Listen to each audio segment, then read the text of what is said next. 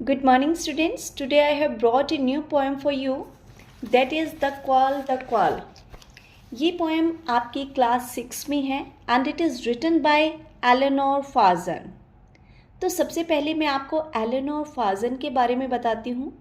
Eleanor Farjeon was born on 13 Feb 1881 and she died on 5 June 1965.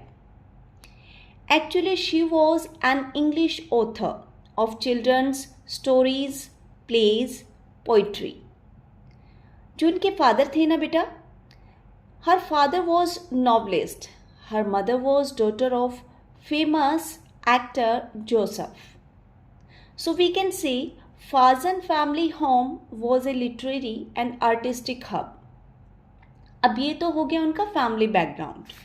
अब देखिए जो Eleanor फाजन है ना, उन्होंने बहुत सारी फेमस बुक लिखी, जैसे nursery rhymes of London town, the glass slipper, the little book room, the new book of the days, cat sleeps anywhere, Jim at the corner, 10 cents, mighty man, poem morning has broken.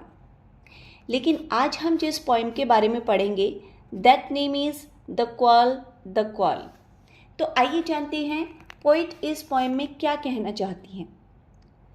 Poet कहती हैं कि जब fight होती है brother और sister में, कई बार fight हो जाती है, लेकिन हम उसका रीज़न तक नहीं बता पाते कि why we are quarrelling to one another.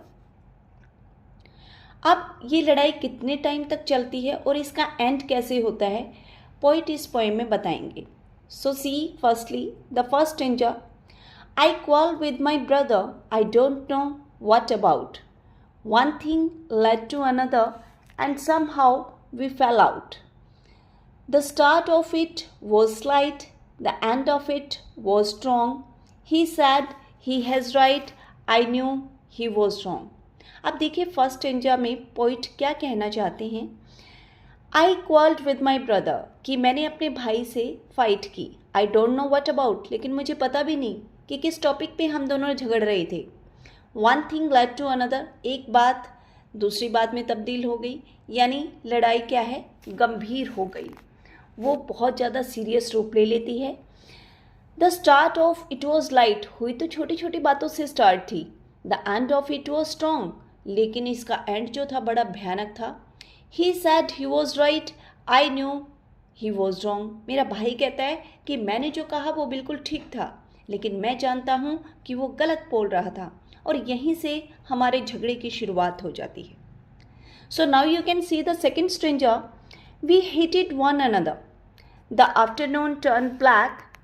Then suddenly my brother thumped me on the back and said, oh comes along, we can't go all night. I was in wrong, so I was in the right.